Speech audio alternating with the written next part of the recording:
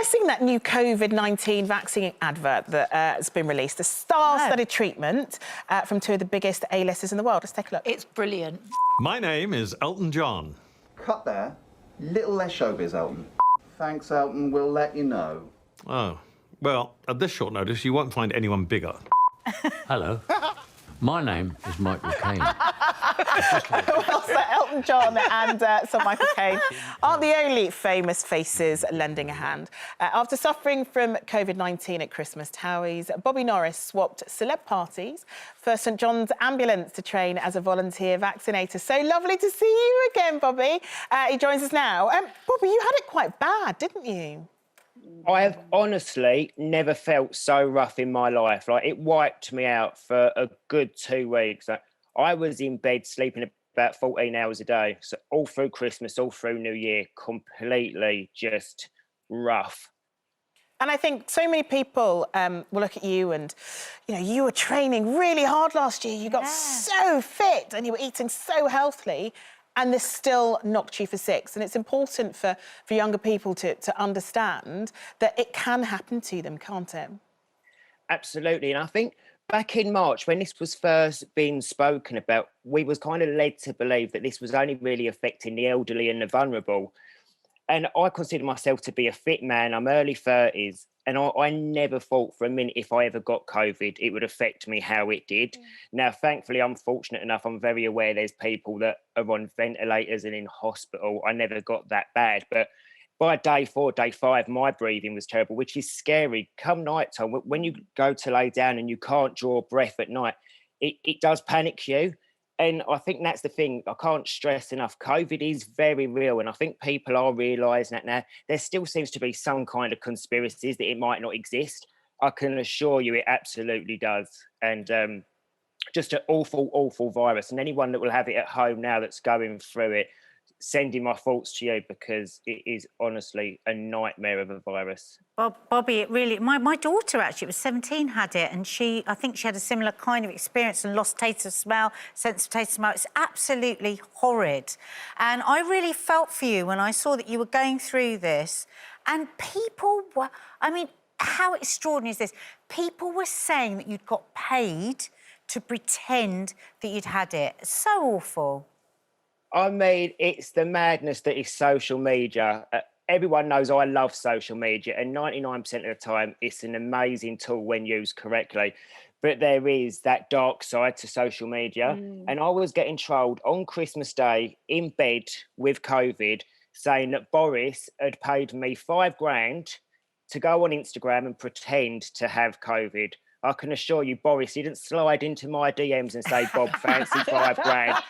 If he did, he's got the wrong sort code, because no money's gone in the account yet. But I can't figure out how people think that anyone would do that and portray that message to people. It's just bizarre, but I got trolled quite heavily for it. It's funny. It's almost like because people don't want to believe it's true, they make up stuff. But you really, I think, have shown them, because it's amazing what you're doing now. Thank you, hon. See, for me, when I was starting to get better, but I was still very much laid up in bed, I thought, what can I do to help? Like, obviously, we're all very limited with lockdowns and social distancing, but I wanted to volunteer in some way. I've got a lot more free time on my hands now because of everything that's going on. And I thought I'm going to try and look into volunteering. And I come across the St John's Ambulance website, and I'd been doing my mum's injections. So when she had leukemia a few years ago, she got discharged from hospital, and I was doing her injections every day. So that's nothing new to me.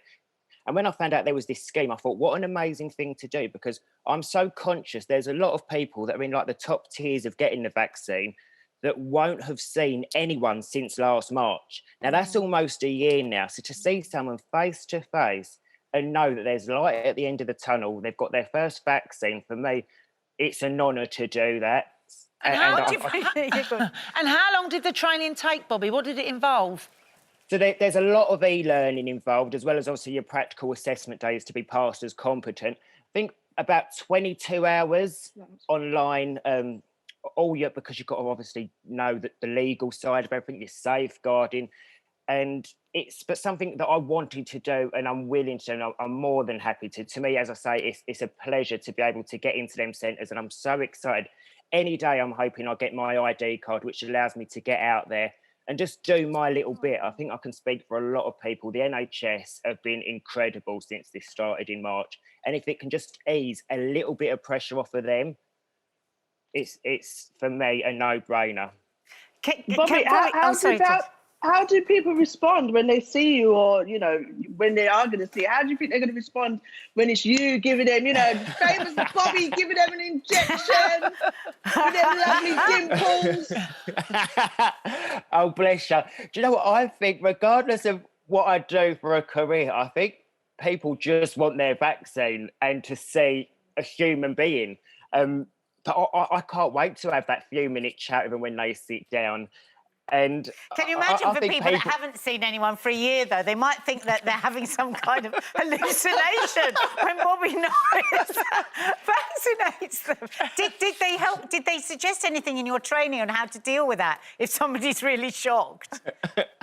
No, bless them, they didn't really. I mean, I've obviously got to have all my PPE on. The thing is with me, even with mask and visors, I open my mouth. It happens in the supermarket. Well, I have to say, they'll definitely know it's you, Bobby. And you're not the only celeb that's doing it. I know, you know, Vernon Kay's doing it as well, and Jason Manford and Katie Price is also. I mean, there are so many volunteers who are doing their bit, I guess, which is in complete contrast to those other people, the conspiracy theorists, who have been spreading so many lies online. So thank you so much for doing your bit, Bobby, and for talking about stuff. And I'm glad that you're on the mend. So thank you. Gorgeous to see your face. Thank you very much. Stay safe, ladies. You Can't wait to see you all soon. See ya.